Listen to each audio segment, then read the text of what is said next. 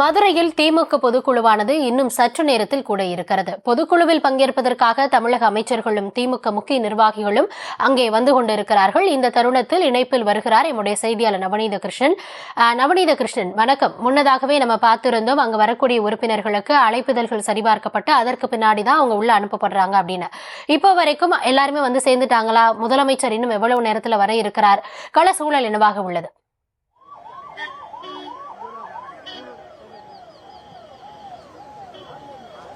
துங்காநகர் மதுரையை குலுங்கும் அளவிற்கு பார்த்தோமேனால் கடந்த 2 நாட்களாகவே திமுகவுடைய பொதுக்குழு கூட்டத்திற்காக பல்வேறு பகுதிகளிலிருந்து மதுரைக்கு தொண்டர்களும் பொதுமக்களும் வருகை தந்த வண்ணம் இருக்கிறார்கள். தற்போது பார்த்தோமேனால் காணும் திசையெங்குமே திமுகவுடைய கொடி பறக்கக்கூடிய வேளையிலே அனைத்து பகுதிகளிலிருந்துமே பொதுக்குழு உறுப்பினர்களும் தொண்டர்களும் தொடர்ந்து பொதுக்குழு கூட்டம் நடைபெறக்கூடிய பகுதிக்கு வருகை தந்திருக்கிறார்கள். ஏற்கனவே பார்த்தோமேனால் நேற்று மாலை முதலாகவே மதுரை மக்களை தமிழக முதல்வர் அவர்கள் ரோட் ஷோ மூலமாக சந்தித்து வரக்கூடிய வேளையிலே சற்று நேரத்தில் அரசு விருந்தினர் சுற்றுலா மாளிகையிலிருந்து புறப்படவிருக்கிறார். அந்த வருகை தரக்கூடிய அனைத்து பகுதிகளிலுமே திமுக தொண்டர்களும் பொதுமக்களும் கைகளிலே கொடிகளை பிடித்தவாறு தமிழகத்து முதல்வர் அவர்களுக்கு எழுச்சி வரவேற்பு வழங்குவதற்காக தயாராகி வரக்கூடிய ஒரு காட்சியை நம்மால் காண முடிகிறது.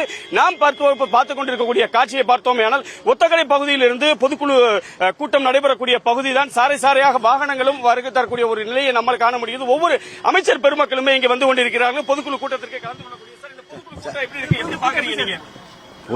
பொதுக்குழு கழகத்துடைய எழுச்சியை காட்டுது. சாரசாரியா மக்கள் வந்துகிட்டு இருக்காங்க, எப்படி பாக்குறீங்க? அதான் எழுச்சி, ஆதரவு, கழக தொண்டனுடைய எழுச்சி பார்த்தோம். வரிசையாக ஒவ்வொரு அமைச்சர்களுமே செல்லக்கூடிய ஒரு காட்சியை நம்மால் காண முடிகிறது. இந்த பகுதியில் பார்த்தோம் 2 பாதைகள் அமைத்திருக்கிறார்கள். முக்கிய விருந்தினர்கள், அதாவது அமைச்சர் பெருமக்கள் செல்லக்கூடியதற்கு ஒரு பகுதியும் பிற பொதுக்குழு உறுப்பினர்கள் செல்லக்கூடியதற்கு ஒரு பகுதியுமாக பிரித்து காவல்துறையினர் சோதனை செய்த பிறகே அவர்களை உள்ளே அனுப்புகிறார்கள். தலைமை கழகத்திலிருந்து அவர்களுக்கு வழங்கப்பட்ட பொதுக்குழு அனுமதி கடிதம் கிடைக்கப்பெற்று அதை சோதனை செய்த பிறகே அவர்களை உள்ளே அனுப்புகிறார்கள். தற்போது பார்த்தோமேயானால் சார், பொதுக்குழு கூட்டம் போய்கிட்டு இருக்கு, வந்திருக்கீங்க, எப்படி பாக்குறீங்க? 2026 தேர்தலில் வாகை சூடப் போவதற்கு ஒத்திகை பார்க்கிற பொதுக்குழு இந்த பொதுக்குழு, வெற்றிக்கு கட்டியம் கூறுகிற பொதுக்குழு. 7வது முறையாக இன்பத் தமிழகத்தில் மீண்டும் தலைவர் அண்ணன் ஸ்டாலின் அவர்களின் ஆட்சி நடைபெறப் போகிறது என்பதற்கு இந்த பொதுக்குழு கட்டியம் கூறுகிறது.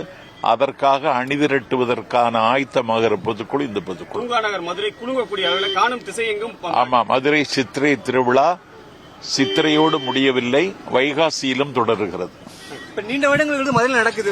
தற்போது பார்த்தோமேனால் காணும் திசையெங்குமே அவர் கூறியது போல சித்திரை திருவிழா நிறைவு பெற்றாலும் மதுரையை பொறுத்தவரை பார்த்தோமேனால் அரசியல் திருவிழாவாகவே இந்த வைகாசி மாதம் பார்க்கப்படுகிறது. துங்காநகர் மதுரையை குலுங்கக்கூடிய வகையில் காணும் திசையெங்குமே எழுச்சியோடு இந்த பொதுக்குழு கூட்டத்திற்கு வருகை தரக்கூடியவர்களை நாம் பார்க்க முடிகிறது. அதே போல சாலை எங்குமே வாகனங்கள் அணிவகுத்து வருகின்றன. காவல்துறையினர் சோதனை செய்த பிறகு பொதுக்குழு கூட்டத்திற்கு வரக்கூடியவர்களை அனுப்ப வரக்கூடிய ஒரு காட்சியை நம்மால் காண முடிகிறது. நான் ஏற்கனவே சொன்னது போல நேற்று 10 சட்டமன்ற தொகுதிகள் உள்ளடக்கிய மதுரையிலே சற்றேறக்கூடிய 20 கிலோமீட்டர் ரோட் ஷோ நடத்திய தமிழக முதல்வர் அவர்கள் இன்று சுமார் 5 கிலோமீட்டர் தூரம் அளவிற்கு அவர் தங்கியிருக்கக்கூடிய உணவு விடுதியில் இருந்து பொதுக்குழு கூட்டம் நடைபெறக்கூடிய பகுதிக்கு அவர் வருகை தரக்கூடிய வேளையிலே அனைத்து பகுதிகளிலுமே தமிழக முதல்வர் அவர்களை வரவேற்பதற்காக கட்சியினரும் பொதுமக்களும் ஒன்று திரண்டு வரக்கூடிய காட்சியை நம்மால் காண முடிகிறது. நான் ஏற்கனவே சொன்னது போல பொதுக்குழு கூட்டம் நடைபெறக்கூடிய அனைத்து பகுதிகளிலுமே சாரை சாரையாக பொதுமக்களும் பொதுக்குழு உறுப்பினர்களும் அமைச்சர்களும் வந்து கொண்டிருக்கக்கூடிய ஒரு காட்சியை நம்மால் காண முடிகிறது. தமிழக முதல்வர்களை வரவேற்க கைகளிலே பதாகைகளோடு இளம் பெண்களும் முதியவர்களும் வரக்கூடிய ஒரு நிலையை நம்மால் காண முடிகிறது. குறிப்பாக தமிழக முதல்வர் அவர்கள் வரக்கூடிய இந்த பொதுக்குழு கூட்டத்திற்காக பார்த்தோமென்றால் ஏற்கனவே போக்குவரத்து மாற்றங்கள் செய்யப்பட்டிருக்கிறது.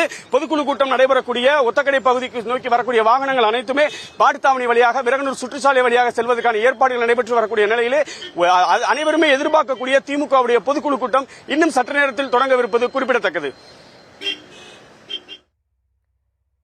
நவநீத கிருஷ்ணன், ஆரம்பம் முதலே இந்த பொதுக்குழு நடைபெறுவது தொடர்பாகவும் கள சூழல் என்னவாக இருக்கிறது அப்படின்றத அவ்வப்போது நேரலையில் வழங்கிட்டு வரீங்க. தற்போது விவரங்களுக்கும் நன்றி நவநீத கிருஷ்ணன்.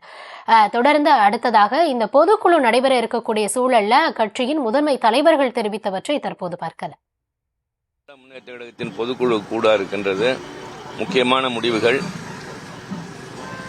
சட்டமன்ற தேர்தலை எதிர்நோக்கி இருக்கின்ற நேரத்தில் இந்த பொதுக்குழு மிக முக்கியமான தீர்மானங்களை நிறைவேற்றும். சிறப்பாக ஏற்பாடு செய்யப்பட்டிருக்கிறது. கழகத்தினுடைய பொதுக்குழு உறுப்பினர்களும் ஆர்வத்தோடு வந்து கொண்டிருக்கிறார்கள். வரக்கூடிய சட்டமன்ற தேர்தலில் கழகம் மீண்டும் 7வது முறையாக ஆட்சி பொறுப்பையும் மாண்புமிகு முதலமைச்சர் அவர்கள் 2வது முறையாக முதலமைச்சரை அமர்த்துவது உறுதி என்கிற வகையில் அந்த உறுதியோடு வந்து கொண்டிருக்கிறார்கள். ரோட் ஷோ நடத்தினாங்க, 20 கிலோமீட்டர். இப்ப காலையிலே வழிநடைகளும் மக்கள் இருக்காங்க. இதை எப்படி அதான் அதுதான் இந்த ஆட்சியினுடைய மீண்டும் வருவதற்கான தேர்தலில் மகத்தான வெற்றி வருவதற்கான அறிகுறி. கன்னியாகுமரி மேற்கு மாவட்டத்தோட மகளிர் அணி அமைப்பாளர் நான். பயங்கர எக்ஸைட்மெண்டா இருக்கு. பாத்தீங்கன்னா பொதுக்குழுல என்னென்ன தீர்மானங்கள் நிறைவேற்ற போறாங்க அப்படிங்கறத கேட்கறதுக்கும் மெயினா எங்களோட தங்க முதல்வரை பாக்குறதுக்கு மிக ஆர்வமா வெயிட் பண்ணிட்டு இருக்கோம். நீங்க பார்க்கும் போதே தெரியுது இல்லையா, நாங்க எல்லாரோட முகத்துல எவ்வளவு பெரிய சந்தோஷம் இருக்குது அப்படிங்கிறது. அந்த சிரிப்பே உங்களுக்கு தெரியும், நாங்க எவ்வளவு எக்ஸ்பெக்டேஷனோட நிக்கிறோம் அப்படிங்கிறது.